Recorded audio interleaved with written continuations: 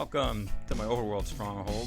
Wes here. Today we're going to take a look at a couple of flaming drawbridges. This one I'm just going to do a quick overview on. It's the first one I ever built. It's kind of a complicated build and it's a little bit large and fairly resource intensive, but it was fun. I've used it for a long time. I'm just pulling the netherrack back with pistons that are underneath these dispensers. Notice how the redstone is all exposed here and everything. My new design doesn't have that much redstone out in the open like this. Also, I've got redstone running underneath the lava on the other side. It took me a little while after the recent update to retime this. See how it kind of delays there in order to get the dispensers to fire the charges properly and make them land on the netherrack. But now we're going to go off and take a look at a build that's a lot less resource intensive and probably a little bit more fun. We're running over to a zombie spawner that I tapped out a little while ago, and the reason I needed to put a flaming drawbridge in over here is because while I was working on my build, a couple of mobs would kind of spawn outside here and then come in over here and climb around over the top of this ravine that I had, and they actually showed up down below this. So I cleaned out the ravine a little bit and put this bridge across.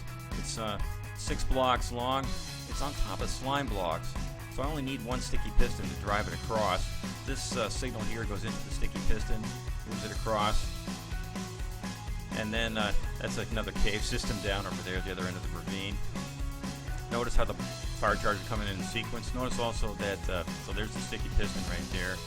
This signal here goes down across underneath the ravine there, and then back up a torch tower into the sticky piston and a hopper timer. Now, the reason that this thing is 6 blocks across is because the sticky piston can only move 12 blocks, so it's 6 slime blocks and then 6 netherrack on top of it. So when I push the button, the piston fires across, and then a hopper timer is delaying the signal into the dispensers until you can clear the bridge. So let's go up and take a look at that hopper timer. There's a tower that goes up into it. There's the signal coming out of it. Notice how it's lit, but because it's not pulsing or oscillating, the dispensers are not firing. And that torch right there at the top of the tower activates the sticky piston in the hopper timer, and that's what moves the redstone block out of the way. Let's just go over and see how many blocks I put in it. 18. You can put however many you want. So this lit signal is coming off.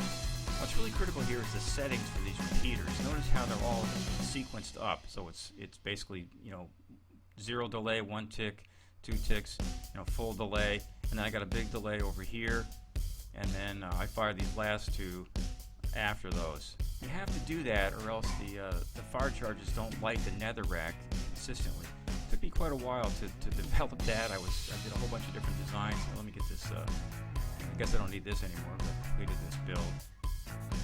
Now we're going to head off into creative and look at this thing in a little bit more detail.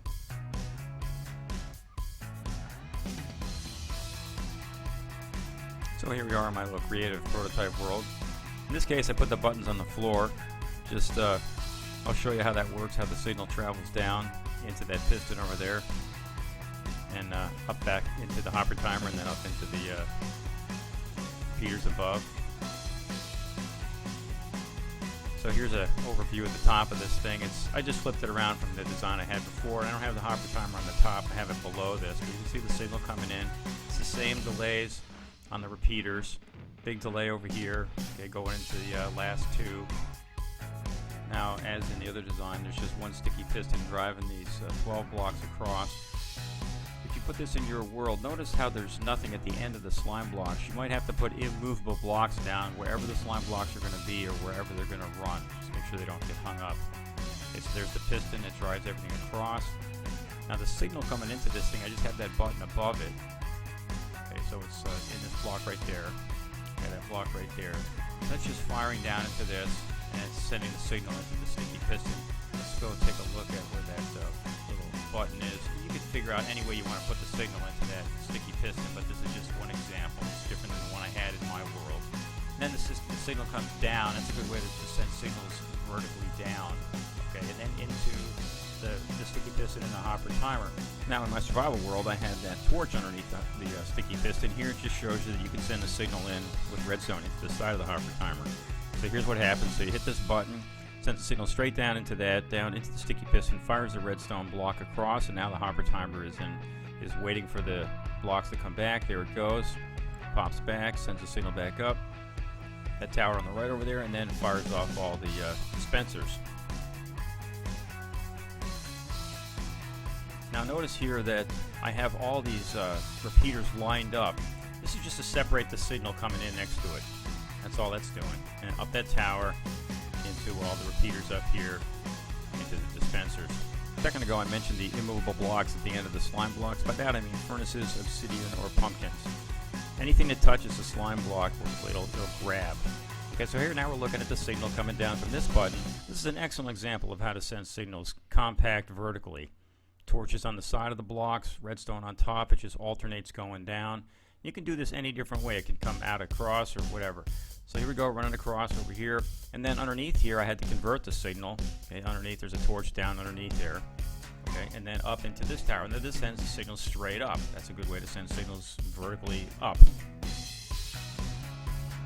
And then that just lights the same location that this button lights to fire the piston across and then come over and activate the hopper timer. It's just a way to send a signal from one side to the other. So here it is in operation one more time. Basically, we're taking the signal from both buttons, driving it over into that piston that drives the slime blocks, then we just split it off into the hopper timer. Now if you wanted to, you could just have two buttons on each side, one to activate the piston, drive the slime blocks over, and one to fire the repeaters up above. It'd just be a more manual system. This system is kind of a fire and forget. Okay, hope this is enough of an overview so you could figure out maybe how to build this in your world. Let's head back over into survival.